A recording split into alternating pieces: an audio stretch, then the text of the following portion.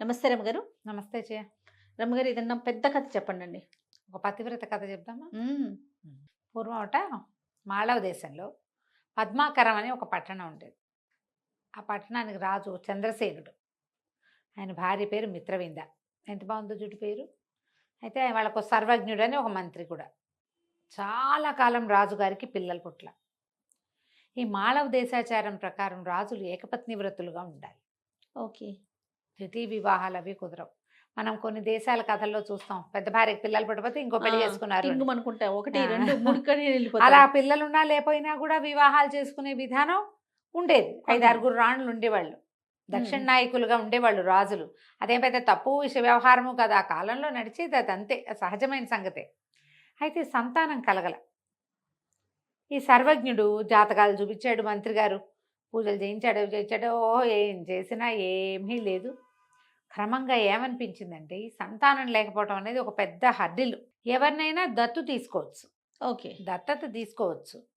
ఈ దత్తత తీసుకోవడానికి ఏమైంది, ఆయనకి సమీప బంధువులు తక్కువ ఉన్నారు. హ్మ్. దత్తత క్లోజ్ కజిన్స్ నుంచి తీసుకుంటే రాజరక్తం ఉండాలి కదా అవును. వాళ్ళల్లో. అవును. అది కదా, లేకపోతే ప్రజలు తప్పట్టుకుంటారు. అవును. బయట వాడి నుంచో తీసుకొచ్చి ఇప్పట్లో లాగా ఇటీవల కాలంలో చేసినట్టుగా ఎక్కడి నుంచి అయినా తెచ్చుకునే విధానం ఆ రోజున లేదు. అవును. క్షత్రియ రక్తం కావాలి, అది కూడా రాజరక్తం. ఏదో ఒక తరంలో అయినా వాళ్ళతోటి రాజుతో క్లోజ్ రిలేషన్ ఉండాలి. అలా కుదరలా. ఆయన ముందు తరాల్లో ఆడపిల్లలు ఎక్కువ ఉన్నారు. వాళ్ళంతా బయటికి వెళ్ళిపోయిన వాళ్ళు, అన్నదమ్ముల వరస అయ్యేవాళ్ళు లేరు. చూసి చూసి చూసి ఒకసారి ఏమైందట, ఒక పెద్ద పండిత సభ జరిగిందట. ఓకే. ఈ సర్వజ్ఞుడు ఎక్కడెక్కడ దేశాల నుంచో పండితుల్ని పిలిపిస్తే వాళ్ళందరూ కూర్చున్నప్పుడు, సరే రాజుగారిని మీరు మీ సంతానం ఇచ్చని వాళ్ళ ముందు ప్రకటించండి అని కొంచెం రాజుని ఎంకరేజ్ చేశాడు. ఈ చంద్రసేన మహారాజు ఏం చేశాడు, అందరికీ దక్షిణలు తాంబూలాలు ఇచ్చాక, అయ్యా నాకు ఒక కోరిక, సంతానం కలగలేదు, మీరందరూ ఆలోచించి ఒక అత్యద్భుతమైన వ్రతాన్ని దేన్నైనా నాకు చెప్పండి. మా అరాచకం అయిపోతుంది కొంతకాలం అయితే, నా తర్వాత ఎవరో ఒకళ్ళు ఉండాలి కదా అని అడిగాడు. వీళ్ళు పండితులు ఒక 10-12 మంది బాగా ఆలోచించి, రాజా మహత్తరమైనది, లోకక్షేమం కోరి చేసే పని ఒకటి చేయాలి నువ్వు. దాంతోపాటు నువ్వు సంతానాన్ని కూడా కోరుకోవచ్చు. ఓహో. ఈ లోకక్షేమం కోసం ప్రజలందరూ సుఖ సంతోషాలతో ఉండాలంటే లక్ష్మీ పూజ అత్యుత్తమమైంది. కాబట్టి బంగారు లక్ష్మీదేవి విగ్రహం చేయించి 6 నెలల పాటు రాజ్య విస్తరణ లాంటి వ్యవహారాలు, యుద్ధం జోలికి పోకుండా, ఓకే, రాజ్య విస్తరణ జోలికి పోకుండా 6 నెలలు భార్యాద్వితీయుడివై ఆమె లక్ష్మీ వ్రతం చెయ్యి, లక్ష్మీ పూజ చేయమన్నారు. పూజ ఎట్లా చేయాలి, ఏం చేయాలంటే సాంగంగా మనం చెప్పుకుంటాం కదా, శ్రీ సూక్త విధానంలో లక్ష్మీ పూజ చేయటం. నిత్యము భోజనాలు పెట్టాలి, ఎవరికైనా నిత్యము కొంత దానం చేయాలి, ప్రతిరోజు పూజ చేసుకోవాలి. ఓకే. సరే, రోజు ఒక బంగారు లక్ష్మీ విగ్రహం చేయించారు. మనమైతే ఇంతది కొనుక్కుంటాం, 10-15 గ్రామ్స్లో బుజ్జిది. అంతకంటే ఏం కొంటాం కదా. అవునండి. అందరి ఇళ్లలో ఇంతకంత పెట్టకూడదు, మనకు అదో సిద్ధాంతం. ఇంత బుజ్జి లక్ష్మీదేవిని పెట్టుకుంటాం మన వాళ్ళు.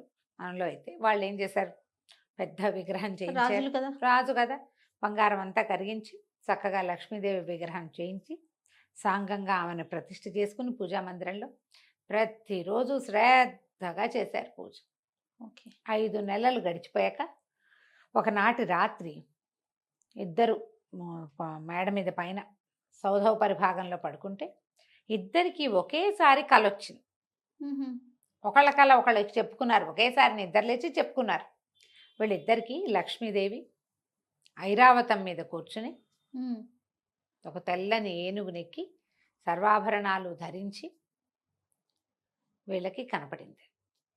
కనపడి, పూర్వజన్మ కర్మవశాత్తు మీకు సంతానం లేదు, అపుత్రులుగా ఉన్నారు. ఓకే. కానీ ఈ ఇంతకాలం పూజ చేసినందుకు, శ్రద్ధాలోపం లేకుండా, భక్తి లోపం లేకుండా చేసినందుకు మీకు ఒక కూతుర్ని ప్రసాదిస్తాను. పోనీ సంతానం కుమారుడైతే ఏమవుతాడు, రాజ్యానికి ఉత్తరాధికారి అవుతాడు. కూతురు దౌహిత్రుడు రాజ్యానికి ఉత్తరాధికారి అయ్యే అవకాశం ఉంది, కాబట్టి మీ రాజ్యానికి ఉత్తరాధికారి కూడా లభిస్తాడు అని చెప్పి, అమ్మాయి మంచి లోక విఖ్యాతి పొందేటువంటి పతివ్రతగా ఉంటుంది, ఉత్తమరాలైన కన్యని మీకు కుమార్తెగా ప్రసాదిస్తానని చెప్పింది కళ్ళు. ఓకే. ఆవిడ లేచింది, మహారాజా ఏం కల వచ్చిందంటే, మహారాజు కూడా నాకు కల వచ్చింది అన్నాడు. వాళ్ళిద్దరూ ఒకళ్ళకొకళ్ళు చెప్పుకుంటే సేమ్ అదే కల వచ్చింది. ఓహ్! 6 నెలల పూజ పూర్తి చేశారు. ప్రతిరోజు నియమం ఉందిగా, నియమం ప్రకారం అన్నీ చేసిన తర్వాత ఆ తర్వాత 2, 3 నెలలకి రాణి గారు గర్భవతి అయింది. హుహు.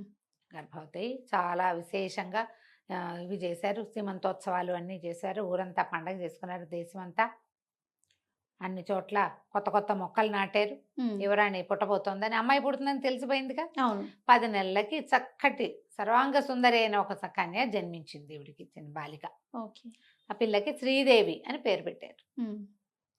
చక్కగా ఉండేది, అందమైన పిల్ల, చాలా బుద్ధిమంతురాలు, గుణవంతురాలు, చెప్పిన మాట వినేది, ఏం చెప్పితే అది నేర్చుకునేది. రకరకాల విద్యలు నేర్పించారు. ఒక 12, 13, 14 సంవత్సరాల వయసు వచ్చింది. ఈ పిల్ల ఈ కోటకి అనుబంధంగా ఒక పెద్ద పార్క్ లాంటిది, ఒక తోట లాంటిది డెవలప్ చేశారు. హ్మ్. అమ్మాయి స్నేహితురాలతో అక్కడ ఆడుకుంటూ ఉండేది. ఏదో బంతి ఆడుకునేవాళ్ళు. ఒకరోజు బంతులు ఆడుతుంటే పిల్ల అలసిపోయి ఒక అరుగు మీద కూర్చుంది. అక్కడ మామూలుగా అక్కడక్కడ కూర్చోడానికి శిలా వితర్దికలు అంటారు, చిన్న చిన్న రాతివి సోఫాలు చేయిస్తారు కదా, అవునండి. కుర్చీలలో ఈ అవును. మన పార్కుల్లో కూర్చుంది. కూర్చుంటే దూరం నుంచి ఒక పరివ్రాజక ఒక ఆవిడ నడిచి వస్తుంది. హ్మ్. ఈ పరివ్రాజక, ఆమె పేరండి అది? పరివ్రాజక అంటే చెప్తావు, సన్యాసిని. ఆహా! పరివ్రాజకులు అంటారు వాళ్ళని, ఓకే. లేడీస్, ఆడ సన్యాసుల్ని.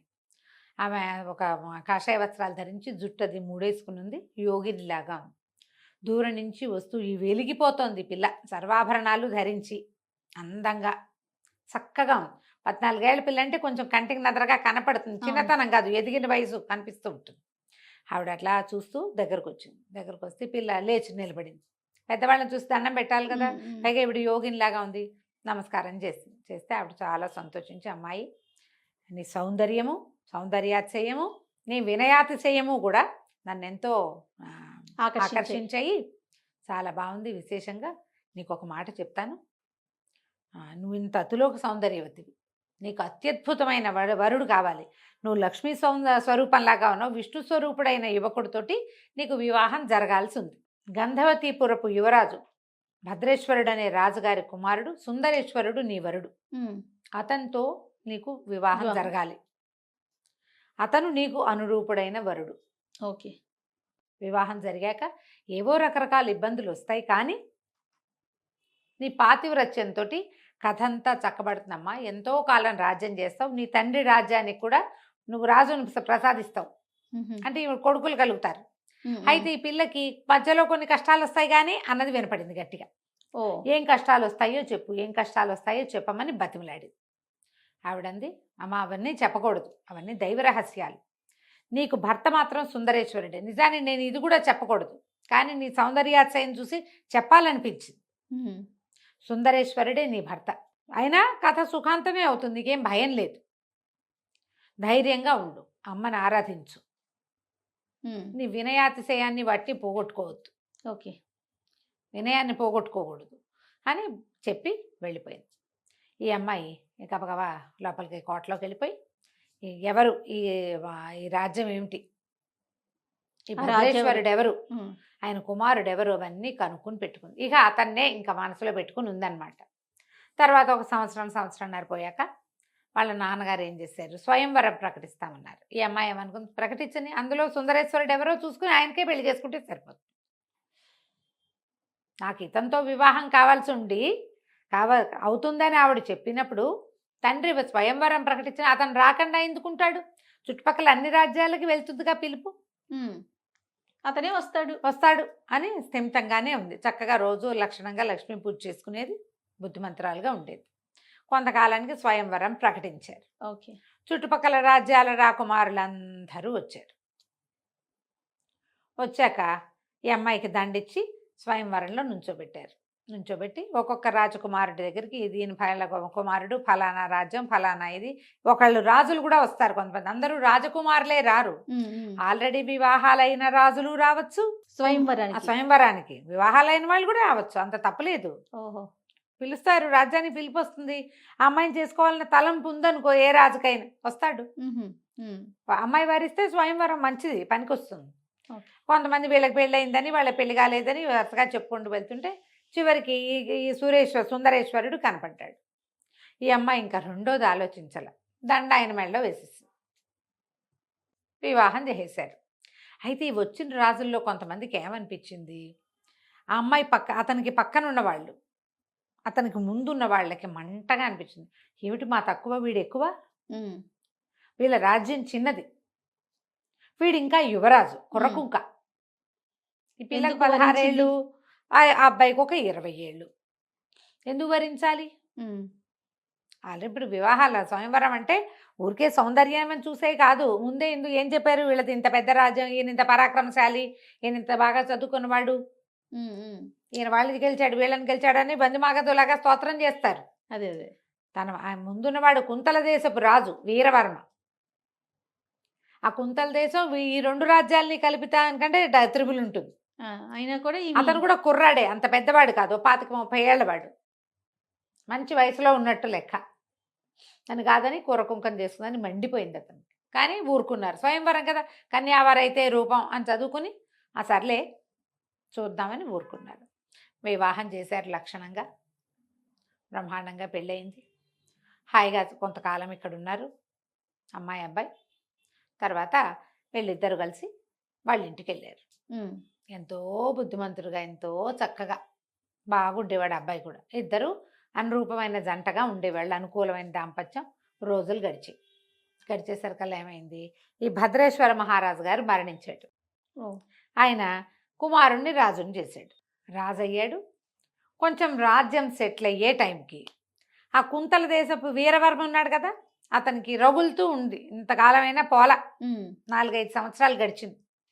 చుట్టుపక్కల స్నేహితులందరినీ కూడగట్టుకుని, ఇది చిన్న రాజ్యం, ఈ రాజ్యానికి ఎవడి పక్కనుందో వాడు కలుపుకోవచ్చు, కానీ వీడిని ఓడించి తీరాలి, ఓడించేసేయాలి, అంటే అడవుల దారి పట్టించాలి ఈ అమ్మాయిని, కుర్రాన్ని వరించినందుకు అని చెప్పి ఒక 5-6 రాజులని కూడగట్టుకుని వీళ్ళ మీద దాడికి దిగాడు. దిగేసరికి ఇంకా కొట్లైపోయారు మంత్రులు. సైన్యాధిపతి చనిపోతూ, సైన్యాధిపతి రక్తం ఓడుతున్న దీంతో పరిగెత్తుకుంటూ వచ్చి, మీరు తప్పించుకోండి, బతికుంటే బలిసాకు తినచ్చు. యుద్ధంలోకి రాజు రాల, మొదటి రోజు రెండో రోజు చేశాడు, మూడో రోజు అతను రాకపోతే మూడో రోజు మీరు పారిపోండి, వెళ్ళిపోతే మళ్ళీ ఇంకేదైనా జనాల్ని కూడగట్టుకుని వచ్చి మళ్ళీ పట్టుకోవచ్చు మన రాజ్యం అని చెప్పేశారు. కల్లా వీళ్ళు ఏం చేశారు, ఓ బండి ఎక్కి భార్య భర్త ఇద్దరు పారిపోయారు. కొంత దూరం వరకు బండి మీద వెళ్ళారు. ఒకే బండి మీద వెళ్తే పట్టేస్తారు కదా, ఇంకా అక్కడి నుంచి బండి వదిలేసి ఇక నడవటం మొదలుపెట్టారు. నడిచి నడిచి నడిచి నడిచి నడిచి అడవుల్లో దుంప తెగిపోయింది నడవలేక. ఎవరి వల్ల అవుతుంది మరి? ఇక ఆహారం లేదు, మంచినీళ్ళు లేవు, ఒట్టి కాలినడక, నడవగా నడవగా నడవగా ఒక అడవిలోకి చేరారు. వీళ్ళకి అత్తగారు మావగా వీళ్ళ తండ్రి దగ్గరికి వెళ్ళటం ఇష్టం లేదు. వాళ్ళది చిన్న రాజ్యమే మొదటిది.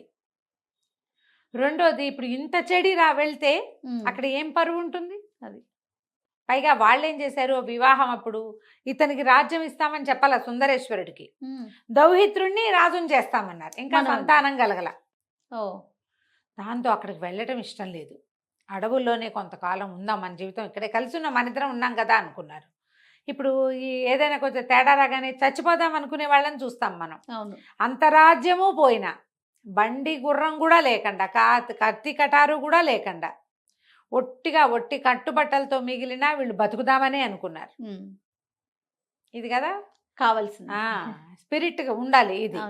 అక్కడి నుంచి ఇంకా అలా వెళ్ళగా ఏమైంది, ఇతను ఒక చెట్టు ఎక్కి చూశాడు, దూరంగా ఒక పల్లె ఉంది, మరి ఆ పల్లెలో ఏమైనా ఆహారం దొరుకుతుందేమో చూద్దాము, పద శ్రీదేవి అని ఈ శ్రీదేవిని వెంట పెట్టుకుని సుందరేశ్వరుడు నడిచి ఆ పల్లెలోకి వెళ్ళాడు. వెళ్తే ఒక కుటుంబం వాళ్ళు ఎవరినికో ఆశ్రయించారు. చాలా దూరం నుంచి వస్తున్న వీళ్ళు బట్టలు అవి చూసేసరికల్లా మనుషులేమో దగదగలాడిపోతున్నారు. ఆ పిల్లేమో మరీ సౌందర్య రాసి తెలుస్తున్నారు కదా మనుషులు, ఓల్డ్ మనీ, పూర్వకాలం బాగా ఉన్నవాళ్ళు అనేది తెలిసిపోతోంది. సరే ఏం చేశారు, వాళ్ళు ఏమన్నారు, ఆహారం ఏదో వాళ్ళు కలిగింది ఏదో పెట్టారు, తినేసి ఆ ఊరి మొగదలలో ఒక గుడి ఉంది. వీళ్ళు వచ్చేటప్పుడు ఆ గుడి చూశారు. ఈ ఇంటి వాళ్ళు వాకిట్లో పడుకుంటే వద్దు, మేము గుడిలో పడుకుంటామని చెప్పారు. ఉమ్. చెప్పేసరికి సరే వాళ్ళు కూడా ఏముంది, ఈ ఊరికి ఎవరైనా అట్లాంటి వాళ్ళు వస్తే అన్నాళ్ళు ఎవరిలో ఒకరి దగ్గర అన్నం తిన్నా పోయి గుడి దగ్గర పడుకోవడం పడుకుంటారు. పరిపాటే. అమ్మాయి ఒక్కతే అయితే పంపేవారు కాదు, భర్త ఉన్నాడు కదా పక్కన. అదేలే. సరే ఏదో ఒక చేపాటి కర్ర ఏదో చేతిలో పెట్టి, పెద్ద జంతువులు అవి ఏం రావు బాబు, ఏం భయం లేదు, పడుకోండి, రేపు ఉదయం మాట్లాడుకుందాం, వీలైతే మీరు ఏదో చెడిపోయి వచ్చినట్టున్నారు, ఇక్కడే ఉండటానికి ఏదైనా ఏర్పాటు చూసుకుందరు కానీ ఓ. అని చెప్పారు. ఈ వీళ్ళు బయట కూర్చున్నప్పుడు పిచ్చాపాటి మాట్లాడుతుంటే చుట్టుపక్కల 2-3 వాళ్ళు కూడా చూశారు వీళ్ళని. ఉమ్. అన్నం తినేశాక ఇద్దరు వెళ్ళి అమ్మయ్య అనుకొని ఇప్పటికి 2 రోజులుగా నడుస్తున్నారు, తిండి లేదు పాపం. వెళ్ళి అక్కడ పడుకున్నారు ఆలయంలో. అది ఒక లక్ష్మీదేవి గుడి. ఓహో. వీళ్ళ గుళ్ళో పడుకున్నారు. అర్ధరాత్రి రోజు ఒక పెనుబాము ఆ గుళ్ళోకి వస్తుంది చల్లదనం కోసం. గుడి లోపల భాగంలో చల్లగా ఉంటుంది. వీళ్ళిద్దరు పడుకున్నారు. ఆ పాము లోపలికి వస్తుంటే ఇతని నిద్రలో ఒక పక్కకి తిరిగాడు ఈ రాజు సుందరేశ్వరుడు. ఇతని కాలు సరిగ్గా ఆ పాము తోకకి తగిలింది. అమ్మో. తగిలేసరికి ఆ పాము వెనక్కి తిరిగి చూసి ఎవడో నన్ను తన్నాడని కసిదీరా ఆ కాలు మీద టపట పట పటప కాటేసి దాని దారి మీద పోయింది. ఆ పిల్లకి ఏం తెలీదు. ఆ వేసిన కాటలతో తను చచ్చిపోయాడు. అయ్యో. మరణించాడు. నిద్రపోతున్నారు, నిద్రలోనే అయిపోయాడు. పిల్ల తెల్లవారు లేచి చూసుకుంది. తెల్లారు లేచింది, బాగా పొద్దెక్కాకే మెలకు వచ్చింది. ఎందుకంటే నడిచి నడిచి ఉన్నారు కదా. అయ్యో ఇది దేవాలయం, పూజారులు వాళ్ళు వస్తారేమో, ఏమండి లేవండి లేవండి బయటికి వెళ్దాం, మొహం కడుకుందరు కానీ లేపింది. లేపితే ఏముంది, లేపు, అతను నీలంగా అయిపోయినాడు, తలకాయ పక్కకి వాళ్ళు చేస్తున్నాడు. పిల్ల కేకలు పెట్టింది, అరిచింది, ఏడవటం మొదలుపెట్టింది, పెద్ద పెట్టు నా భర్త అని. దేవాలయం ఊడవడానికి వచ్చిన వాళ్ళు, పూజారి ఒక పూజ చేసే ఆయన, ఆ ఇళ్ళ వాళ్ళు అందరూ పరిగెత్తుకొచ్చారు. వస్తే ఏముంది, రాత్రి చక్కగా నవనవలాడుతూ ఉన్న 30 ఏళ్ళు కూడా లేని కుర్రాడు ఇప్పుడు చచ్చిపడి ఉన్నాడు.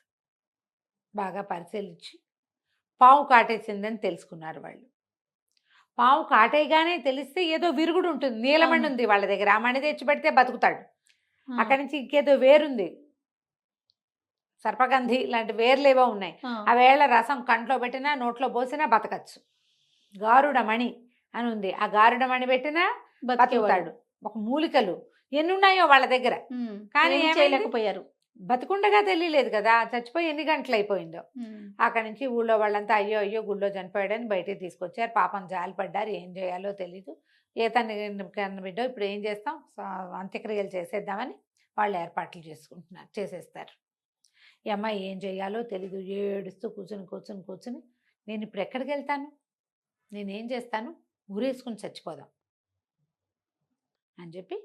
ఇప్పుడు కష్టాల్లో ఉన్నప్పుడు సంగతులు గుర్తురావు, ప్రధాన కష్టమే కనపడుతుంది అంతే. ఈ అమ్మాయికి ఆ యోగిని ఏం చెప్పింది, కొన్ని కష్టాలు వస్తాయి కానీ చివరికి సుఖాంతం అని చెప్పింది కదా.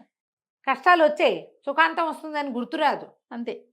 మీ నాన్నకే నువ్వు సంతానాన్ని ఇస్తావు అంటే తండ్రికి నీ కొడుకుని ఇస్తావు అన్న మాట కూడా గుర్తులేదు. ఇంకా భర్త చచ్చిపోయాడు, నేను కూడా చచ్చిపోవాలి. ఈ అమ్మాయి ఏం చేసింది, ఏడుస్తూ అట్లా నడుచుకుంటూ వెళ్ళి అక్కడ ఒక పెద్ద మర్రి చెట్టు ఉంటే మర్రి ఊడలు సన్నగా వేళ్లాడుతున్నాయి. ఈ పిల్ల గట్టిగా ఒక గట్టులాగా గట్టుంది, ఆ గట్టెక్కి ఆ మర్రి ఊడల్లాగి మెడకి ఊరిపోసుకోబోయింది. ఊరేసేసుకుంటుంది. ఇప్పుడు ఆమె భర్తని ఆ అంత్యక్రియలు జరిగే లోపల నా పని కూడా అయిపోతుంది.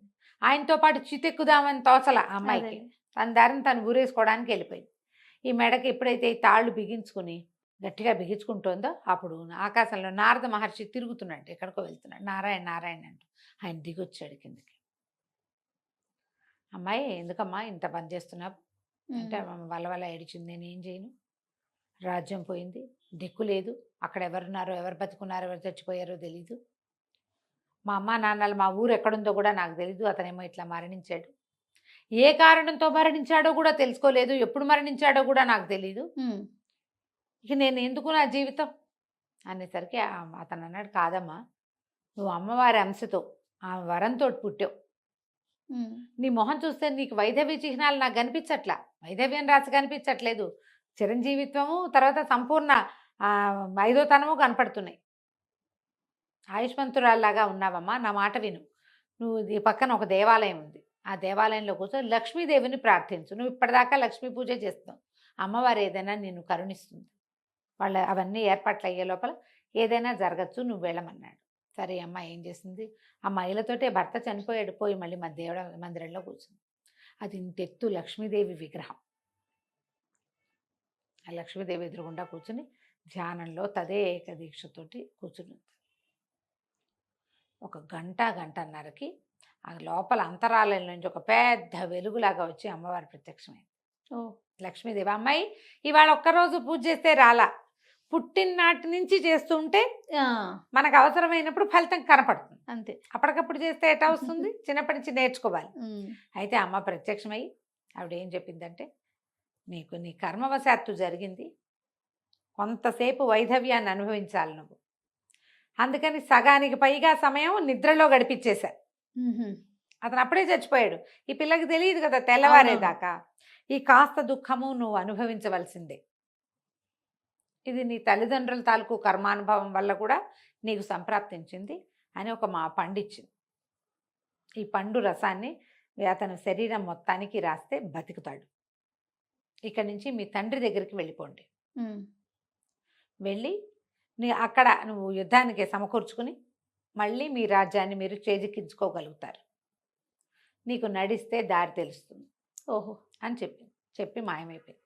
ఈ అమ్మాయి వీళ్ళు అతన్ని ఏం చేశారు, పాడ మీద చక్క కట్టేసి మోసుకెళ్ళిపోతున్నారు. ఓయో ఈ అమ్మాయితో సంబంధం లేదు, దేవాలయం ప్రిన్సెస్లో చనిపోయాడు కదా, ఆ పిల్ల ఎక్కడున్నా సరే అదేలే. వీళ్ళ దారిని వీళ్ళు చేసేసుకుంటున్నారు. మోసుకుపోతుంటే శ్మశానం దాకా తీసుకెళ్ళిపోయాక వాళ్ళ వెనకాల పరిగెత్తుకుంటూ వెళ్ళి ఒక 5 నిమిషాలు ఉండండి అని ఏం చేసిన మా ఆవిడ పండుని ఇట్లా నలిపి నారింజ పండు లాంటిది ఆ రసాన్ని తల దగ్గర నుంచి చివరి దాకా ఒళ్ళంతా రాసి ఉమ్, నల్లగా అయిపోయాడు అబ్బాయి, ఒక రకంగా నీళ్ళని కలిసిన నలుపులోకి. 5-10 నిమిషాల తర్వాత లేచి కూర్చున్నాడు అతను. ఓ గోర్ల దగ్గర అక్కడ నలుపు ఉండిపోయిందట, ఎక్కడ అంటలేదో అక్కడ. లేచి కూర్చున్నాడు. కూర్చునేసరికి అంతా ఆశ్చర్యపోయారు. అయ్యే బాబోయ్, ఏం పాతివ్రత్యం అమ్మా, ఎట్లా సంపాదించావు ఇంత శక్తి, నువ్వు ఇన్ని గంటల క్రితం చచ్చిపోయిన వాడిని ఎట్లా బతికించావు అని అందరూ ఆశ్చర్యపోయారు.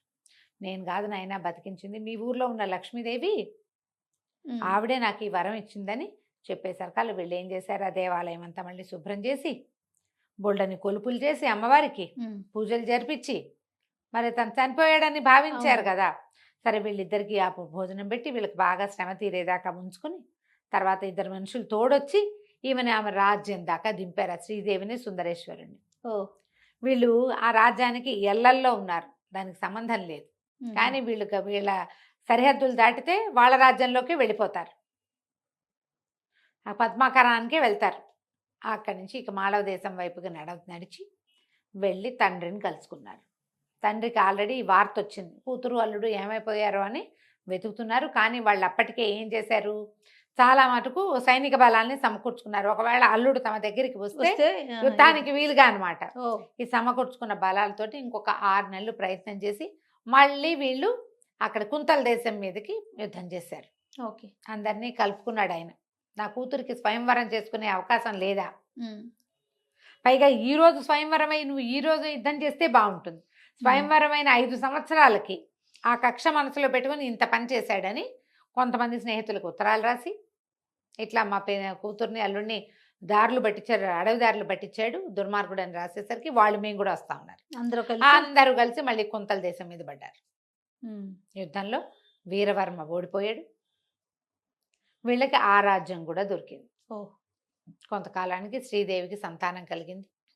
వాడే తొలుత పుట్టిన కుమారుణ్ణి మళ్ళీ ఈ పద్మాకర రాజ్యానికి రాజుని చేశారు. ఎంతకాలమో చిరంజీవులుగా చాలా సంవత్సరాలు రాజ్యం చేశారు. వాళ్ళ పిల్లలు మనవలు మునిమనవలు వచ్చేదాకా భార్యాభర్త కలిసి సంతోషంగా ఉన్నారు. కథ కంచికి మనం ఇంటికి. బాగుంది. కొంచెం పెద్ద కథ అయినా కూడా చాలా బాగుంది. నమస్తే. నమస్తే జీ.